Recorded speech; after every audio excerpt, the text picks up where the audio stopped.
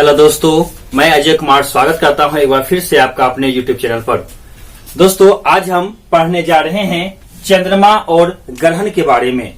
आज जो हमारा टॉपिक है यह ज्योग्राफी से रिलेटेड है और यह है चंद्रमा और ग्रहण।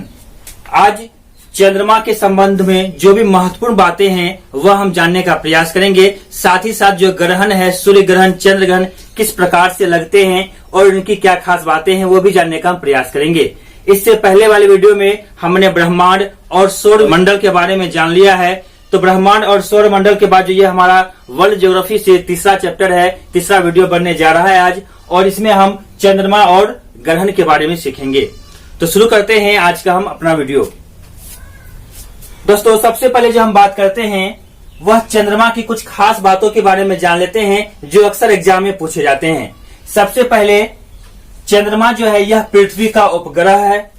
यह आपको पता ही होगा, पिछली कक्षा में भी बताया गया था पिछली वीडियो में कि यह जो है चंद्रमा क्या है, भारत का एकमात्र उपग्रह है और सौर मंडल में यह 5वां सबसे बड़ा ग्रह है। पूरे सौर मंडल की अगर हम बात करें तो पूरे सौर मंडल में 5वां सबसे बड़ा उपग्रह है चंद्रमा। चंद्रमा पृथ्वी का एकमात्र उपग्रह है और सौर मंडल का 5वां सबसे बड़ा ग्रह है। इसके बाद हम बात करते हैं कि पृथ्वी से दूरी, जो चंद्रमा की पृथ्वी से दूरी है, जो हमने पढ़ा था पिछली वीडियो में कि पृथ्वी और सूर्य की दूरी 15 करोड़ किलोमीटर और जो पृथ्वी और चांद की दूरी है वो 4 लाख किलोमीटर। तो वो एक एवरेज के अनुसार था। हम इसमें एग्जैक्ट पढ़ेंगे कितना क्या है। तो सबसे पहले हम बात करते हैं पृथ्वी से दूरी में न्यूनतम और अधिकतम की। यानी जब पृथ्वी और चांद की हम बात करेंगे तो जिस मान लीजिए यह पृथ्वी है और चंद्रमा जो है इसके चारों ओर चक्कर लगाती है, और यह जो चक्कर लगाती है तो कभी स्थिति ऐसी भी बनती है कि चंद्रमा जो है पृथ्वी से ज्यादा दूर होता है और कभी चंद्रमा काफी करीब होता है। तो इन स्थिति के बारे में भी हम पढ़ेंगे। तो पहले हम जानते हैं कि सबसे अधिकतम और सबसे न्यूनतम दूरी कितनी है। तो अगर हम सबसे न्यूनतम दूरी की बात करेंगे तो पृथ्वी से चंद्रमा की न्यूनतम दूरी जो है वह है 3,63,300 किलोमीटर। पृथ्वी और चांद की न्यूनतम दूरी कितनी है तो 3,63,300 किलोमीटर। वही अगर हम अधिकतम की बात करते हैं तो पृथ्वी और चांद की अधिकतम दूरी जो है वह 4,05,500 किलोमीटर है।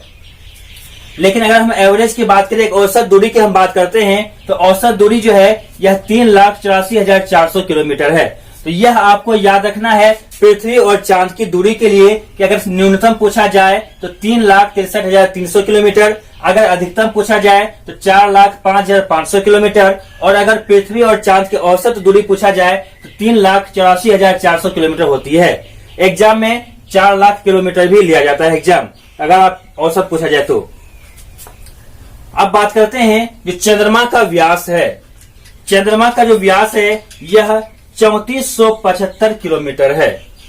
अभी हमने बात किया था कि पूरे सौर मंडल में जो है चंद्रमा का जो स्थान है वह क्या है, 5वें स्थान पर है। यानी बड़े उपग्रहों की दृष्टि से अगर हम देखें तो 5वां सबसे बड़ा उपग्रह है चंद्रमा, और जिसका व्यास कितना है तो 3475 किलोमीटर का है। अब बात करते हैं जो चंद्रमा अपने अक्ष पर चक्कर लगाती है वह कितना समय में। तो चंद्रमा जो अपने अक्ष पर चक्कर लगाता है वह 27 दिन 7 घंटे और 43 मिनट में। यानी चंद्रमा को एक चक्कर पूरा करने में अपने अक्ष पर जो है वह 27 दिन 7 घंटे 43 मिनट का लगता है, और लगभग यही समय जो है चंद्रमा को पृथ्वी के परिक्रमण करने में भी लगता है। आगे हम बात करते हैं चंद्रमा के बारे में कुछ और खास चीजें। तो चंद्रमा पर जो है वायुमंडल का अभाव है। जिस प्रकार से हम पृथ्वी पर देखते हैं वायुमंडल है और वायुमंडल में तरह तरह की गैसें पाई जाती है, वायु पाई जाती है, लेकिन चंद्रमा पर जो है वायुमंडल का अभाव है। चंद्रमा पर वायुमंडल नहीं पाया जाता है, और यही एक कारण है कि अगर हम चंद्रमा पर जाते हैं तो वहां पर 2 व्यक्ति आपस में बात नहीं कर सकते हैं, क्योंकि जब एक व्यक्ति दूसरे से बात करती है तो ध्वनि का जो संचरण होता है, ध्वनि जो एक जगह से दूसरी जगह पहुंचता है वह वायु के माध्यम से, वायुमंडल के माध्यम से पहुंचता है। लेकिन चूंकि चंद्रमा पर वायुमंडल नहीं है, वायुमंडल का अभाव है, इसलिए वहां 2 व्यक्ति एक दूसरे की बातों को नहीं सुन सकते हैं। आगे हम बात करते हैं उपभू स्थिति और अपभू स्थिति। अब यह उपभू या अपभू क्या होता है इसको हम देखते हैं मानचित्र के माध्यम से हम यहाँ पर समझने का प्रयास करते हैं।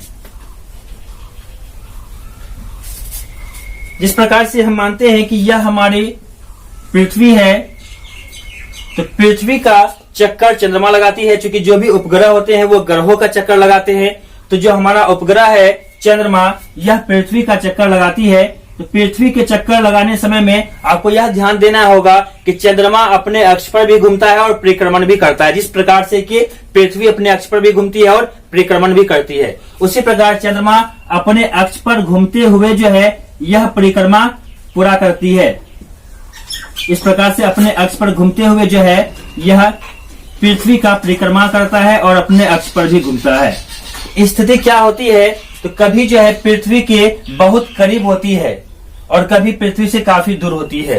यानी स्थिति वही जो अभी मैंने आपको बताया कि न्यूनतम दूरी 3,63,300 किलोमीटर और अधिकतम जो है वो 4,55,000 किलोमीटर या 5,500 किलोमीटर।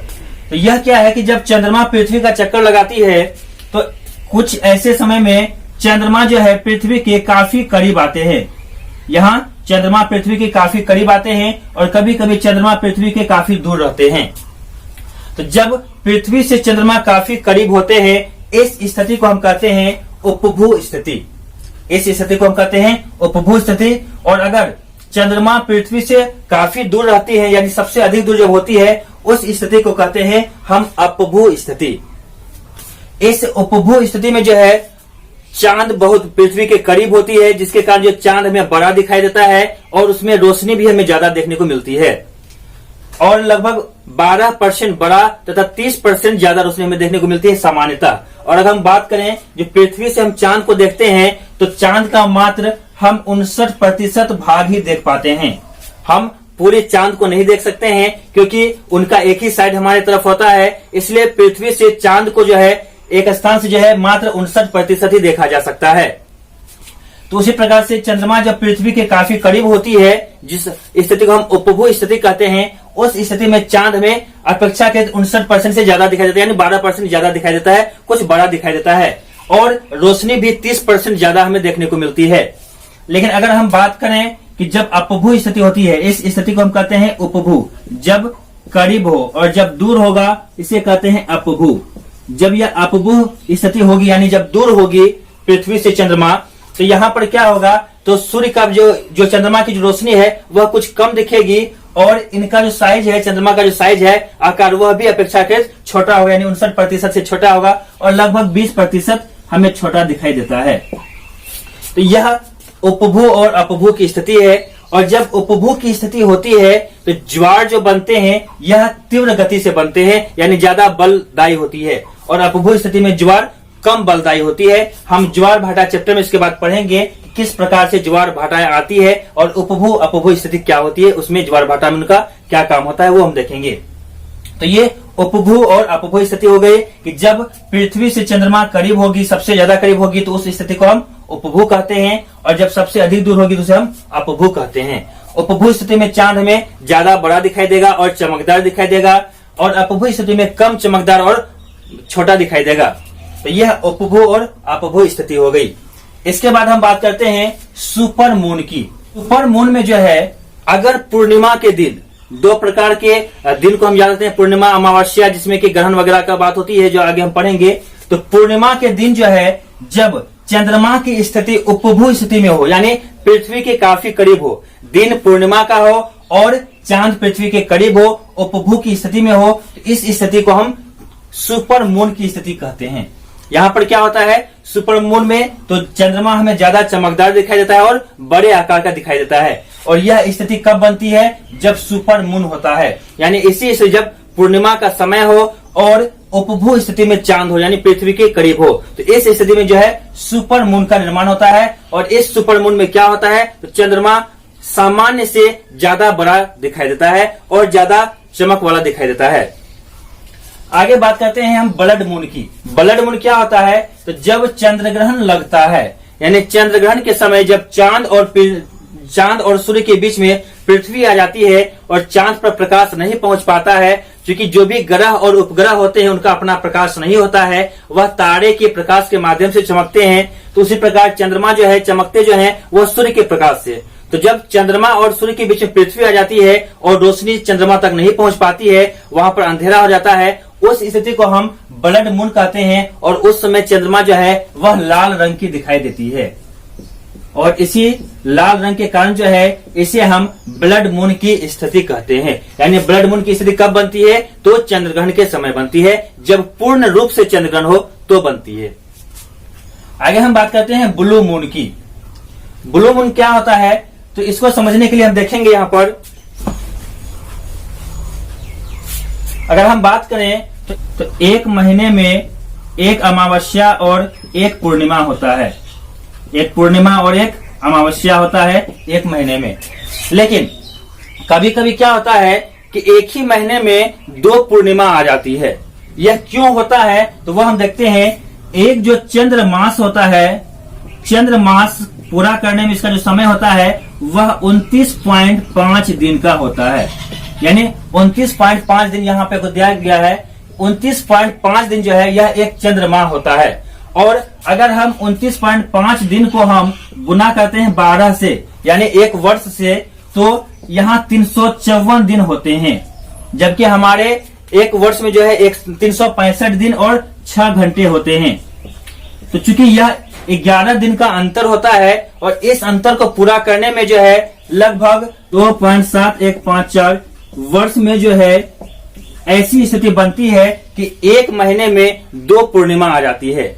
और जब एक महीने में दो पूर्णिमा आती है उसे हम ब्लू मून की स्थिति कहते हैं। जब एक महीने में दो पूर्णिमा आती है तो उसे हम क्या बोलते हैं? ब्लू मून की स्थिति बोलते हैं। और ऐसा जो है ब्लू मून की स्थिति 2009 में हमें देखने को मिला है। और यह जो तिथि थी वह 2 दिसंबर और 31 दिसंबर की थी। 2 दिसंबर और 31 दिसंबर की यह ब्लू मून की स्थिति देखने को हमें मिली थी। इसके बाद हम बात करते हैं भार की, यानी वजन की। किसी भी वस्तु का जो भार है वह डिपेंड करता है उनके द्रव्यमान पर और गुरुत्वाकर्षण पर। तो जब हम पृथ्वी पर किसी वस्तु का भार देखते हैं, चाहे वह एक यह मार्कर हो या कोई भी वजन वाली चीज, कोई पत्थर हो, उसमें कितना वजन होगा यह तय होता है उसके द्रव्यमान और पृथ्वी के गुरुत्वाकर्षण से। तो पृथ्वी की तुलना में जो है चंद्रमा का जो गुरुत्वाकर्षण है वह 1/6 भाग है। यानी जो पृथ्वी की गुरुत्वाकर्षण की बात करते हैं तो पृथ्वी की तुलना में जो चंद्रमा का गुरुत्वाकर्षण है वह 1/6 भाग है। इसलिए जो यहाँ पर भार होगा चंद्रमा पर वह पृथ्वी का 1/6 भाग होगा। मतलब अगर हम पृथ्वी से कोई 12 केजी का सामान लेकर जाते हैं चंद्रमा पर, तो वहां पर जो है यह मात्र 2 केजी का होगा। उनका वजन घट जाएगा। कोई भी वस्तु को अगर हम चंद्रमा पर लेके जाएंगे तो चंद्रमा पर वजन घट जाएगा। यह बहुत महत्वपूर्ण सवाल है, कई बार बीपीएससी में पूछा भी गया है, अदर एग्जाम में भी पूछा गया है कि अगर हम पृथ्वी से चंद्रमा पर कोई सामान लेके जाते हैं, कोई वस्तु लेकर जाते हैं, तो उसका वजन घटता है, बढ़ता है, सामान्य रहता है, कैसी स्थिति होती है। जब भी हम पृथ्वी से कोई वस्तु चंद्रमा पर लेके जाएंगे तो वहां पर वजन घट जाएगा। उसका कारण क्या है? क्योंकि वहां का जो भार है वो क्या है, गुरुत्वाकर्षण जो है वह 1/6 है। माने पृथ्वी की तुलना में जो है गुरुत्वाकर्षण चंद्रमा का 1/6 भाग है। इसलिए वहां पर जो भार होगा वह भी 1/6 भाग ही होगा पृथ्वी की तुलना में। यानी किसी वस्तु को अगर हम पृथ्वी से लेके जाते हैं चंद्रमा पर तो वहां पर क्या होगा, भार में कमी देखने को मिलेगी। आगे हम बात करते हैं सी ऑफ ट्रैंक्विलिटी, जिसे कि शांति का सागर भी कहा जाता है। सी ऑफ ट्रैंक्विलिटी, इसे हम कहते हैं शांति का सागर। यह क्या होता है, तो चंद्रमा में जो हमें कुछ धब्बे दिखाई देते हैं। अगर आप पृथ्वी से चंद्रमा को देखते हैं तो चंद्रमा में हमें कुछ धब्बे दिखाई देते हैं। उन धब्बों को ही कहा जाता है सी ऑफ ट्रैंक्विलिटी, यानी शांति का सागर। और यह सी ऑफ ट्रैंक्विलिटी ही वह क्षेत्र है जहां पर मानव जो है चंद्रमा के पहले भाग पर पहुंचा था। यानी चंद्रमा पर जो पहले पहुंचा नील आर्मस्ट्रांग और एडविन एल्ड्रिन, यह 2 व्यक्ति हैं, नील आर्मस्ट्रांग और एडविन एल्ड्रिन। यह 2 व्यक्ति जो है, इनके साथ और भी थे लेकिन चंद्रमा पर कदम रखने वाले यह 2 व्यक्ति थे। तो इन दोनों ने चंद्रमा पर जो पहला कदम रखा था वह इसी भाग पर रखा था, सी ऑफ ट्रैंक्विलिटी भाग पर, जिसे शांति का सागर कहा जाता है। और अगर हम बात करें कि मानव ने अपना पहला कदम चंद्रमा पर कब रखा, तो वह 20 जुलाई 1969 को, और यह अमेरिका के द्वारा भेजा गया था अपोलो के माध्यम से, ठीक है। और 20 जुलाई 1969 को जो है मानव ने पहला कदम चंद्रमा पर रखा था। और किस भाग पर, तो सी ऑफ ट्रैंक्विलिटी, जिसे हम शांति का सागर कहते हैं, इसी भाग पर रखा था। और वह व्यक्ति कौन थे पहुंचने वाले प्रथम व्यक्ति? तो नील आर्मस्ट्रांग और एडविन एल्ड्रिन। अब यह तो अमेरिका के द्वारा भेजा गया था, अपोलो के माध्यम से जो यह व्यक्ति पहुंचे थे। अब हम बात करें अगर भारत के द्वारा पहले कौन है पहुंचने वाले, या भारत के द्वारा कौन से यान को पहली बार भेजा गया था चंद्रमा पर, तो वह यान है मून इंपैक्ट प्रोब। यानी भारत के द्वारा जो है, भारत द्वारा निर्मित पहला यान है मून इंपैक्ट प्रोब, जो कि भारत के द्वारा भेजा गया आंध्र प्रदेश के श्रीहरिकोटा से, वहां से भेजा गया था, जिस मिशन का नाम था चंद्रयान प्रथम। यह चंद्रयान प्रथम के नाम से यह मिशन था। और 8 नवंबर 2008 को जो है यह मून इंपैक्ट प्रोब चंद्रमा पर पहुंचा था, और इसे 22 अक्टूबर 2008 को भेजा गया था। 22 अक्टूबर 2008 को जो है श्रीहरिकोटा से भेजा गया था, और 8 नवंबर 2008 को चंद्रयान प्रथम मिशन के तहत जो है मून इंपैक्ट प्रोब, जो कि यह मानव रहित यान था, मानव रहित अंतरिक्ष यान था, और यह पहली बार पहुंचा चांद पे कब? तो 8 नवंबर 2008। किस मिशन के तहत? तो चंद्रयान प्रथम मिशन के तहत। और अगर हम बात करें इसके पहुंचने की या निकलने की, तो पहुंचा था 8 नवंबर 2008 को, लेकिन जो यहाँ श्रीहरिकोटा से छोड़ा गया था वह 22 अक्टूबर 2008 को। तो यह चंद्रमा के संबंध में जो कुछ महत्वपूर्ण बातें थी उसको हमने जानने का प्रयास किया। अब हम जानते हैं ग्रहण के बारे में कि चंद्र ग्रहण या सूर्य ग्रहण कैसे लगते हैं और यह किस प्रकार से होता है, क्या होता है। तो अब हम चंद्रमा के बाद जो है ग्रहण के बारे में जानने वाले हैं। ग्रहण, जिसे कि हम इक्लिप्स भी कहते हैं, ग्रहण का इंग्लिश नाम है इक्लिप्स। और अब चंद्रमा के बाद जो है हम ग्रहण के बारे में समझने वाले हैं। ग्रहण क्या होता है, कैसे लगता है, ग्रहण की कंडीशन क्या है, पहले इसको हम जान लेते हैं। तो अगर हम ग्रहण की कंडीशन की बात करें तो सर्वप्रथम जो है हमें यह याद रखना होगा कि जब सूर्य, चंद्रमा और पृथ्वी, जब सूर्य, चंद्रमा और पृथ्वी तीनों एक सीधी रेखा में हो, जब सूर्य, चंद्रमा और पृथ्वी तीनों एक सीधी रेखा में होगा तो ही ग्रहण की स्थिति बनेगी। या तो चंद्रमा बीच में हो या फिर पृथ्वी बीच में हो। स्थिति या तो इस प्रकार से हो सकती है या फिर इस प्रकार से हो सकती है कि सूर्य और चंद्रमा के बीच में पृथ्वी हो। यानी अगर सूर्य और पृथ्वी के बीच में चंद्रमा आ जाती है या फिर सूर्य और चंद्रमा के बीच में पृथ्वी आ जाती है तो इस स्थिति को हम सीजीगी की स्थिति कहते हैं। और इसी स्थिति में जो है सूर्य ग्रहण और चंद्र ग्रहण लगते हैं। यानी अगर ग्रहण की बात करते हैं तो ग्रहण की कंडीशन क्या है, तो जब सूर्य, चंद्रमा, पृथ्वी तीनों पिंड एक सीधी रेखा में होती है उस स्थिति को हम सीजीगी की स्थिति कहते हैं। और इसी स्थिति में ग्रहण लगती है, चाहे वो सूर्य ग्रहण हो या चंद्र ग्रहण हो। तो अब हम जानने का प्रयास करते हैं कि सूर्य ग्रहण और चंद्र ग्रहण क्या होता है, यह किस प्रकार से लगते हैं। तो सबसे पहले हम बात करते हैं कि जब सूर्य और पृथ्वी के बीच में चंद्रमा आ जाए, सन और अर्थ के बीच में अगर मून आ जाए तो इस कंडीशन को कहते हैं हम सूर्य ग्रहण। ऐसी कंडीशन जो है कहलाती है सूर्य ग्रहण की कंडीशन। सूर्य जो कि एक तारा है या अपने जगह पर स्थिर है और पृथ्वी जो है सूर्य का चक्कर लगा रहे हैं और चंद्रमा के द्वारा पृथ्वी का चक्कर लगाया जाता है। यानी जब पृथ्वी सूर्य का चक्कर लगाते लगाते अगर चंद्रमा और सूर्य के बीच में आ जाए तो इस स्थिति को हम कहते हैं चंद्र ग्रहण। जब पृथ्वी बीच में आ जाए तो इस स्थिति को हम कहते हैं चंद्र ग्रहण। और जब सूर्य और पृथ्वी के बीच में चंद्रमा बीच में आ जाए तो इसे हम कहते हैं सूर्य ग्रहण।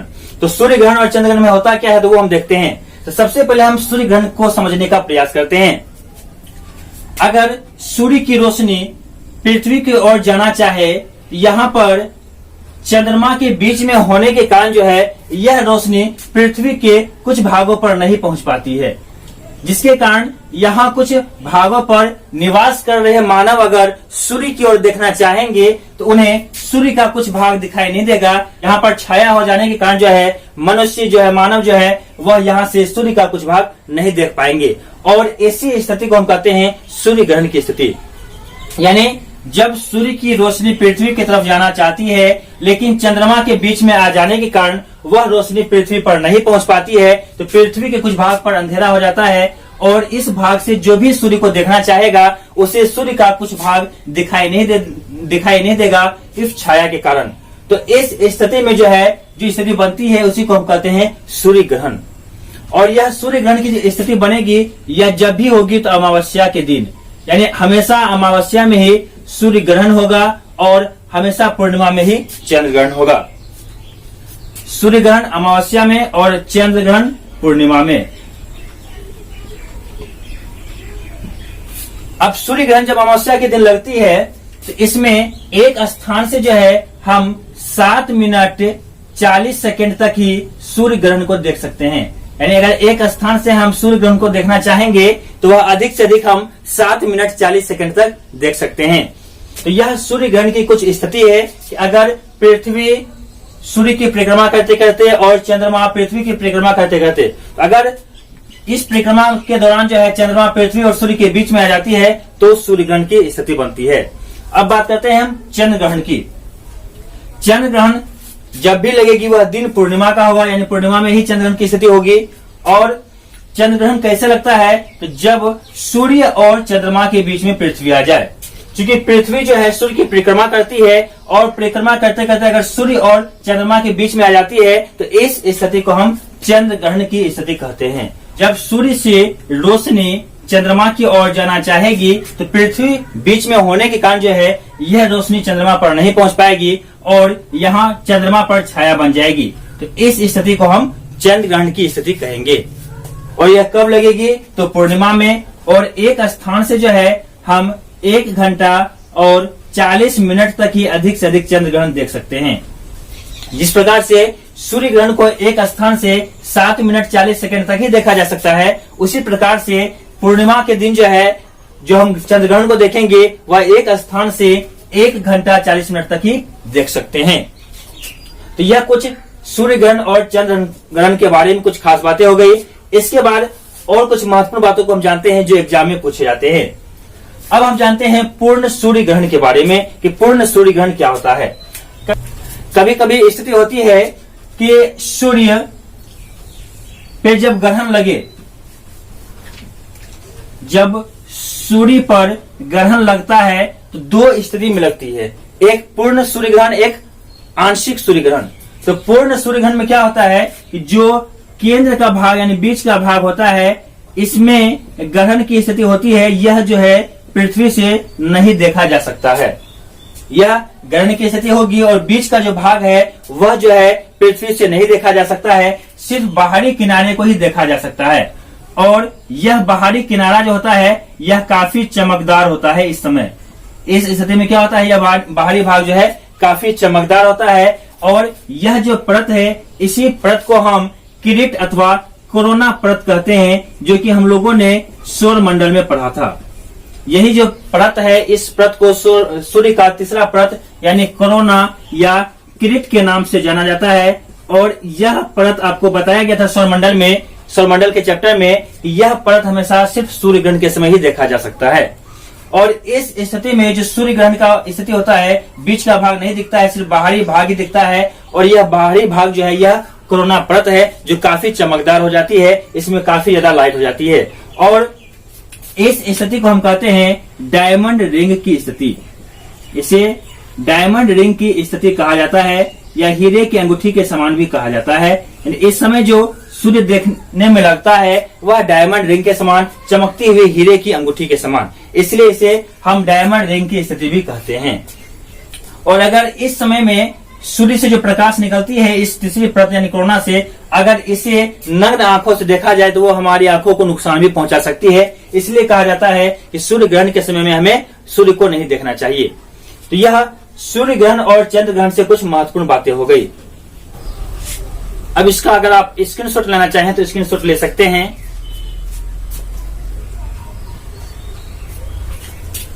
तो दोस्तों आज मैं आपसे कुछ सवाल पूछने वाला हूं जो कि आपको कमेंट के माध्यम से जवाब देना है। मेरा पहला सवाल है, चंद्रमा पर पहुंचने वाले प्रथम व्यक्ति कौन थे? इसका जवाब आपको कमेंट बॉक्स में देना है। और अगला सवाल है कि शिजिगी की स्थिति हम किसे कहते हैं? इन 2 सवाल का जवाब आप कमेंट के माध्यम से अवश्य दीजिएगा, जिससे मुझे भी पता चले कि हाँ आप लोग अच्छे से वीडियो को देख रहे हैं। तो दोस्तों फिर मिलते हैं अगले वीडियो में बहुत ही जल्द नए टॉपिक के साथ। तब तक के लिए धन्यवाद और इस वीडियो को देखने के लिए आपका शुक्रिया। अपने दोस्तों को शेयर करें, लाइक करें और कमेंट करें।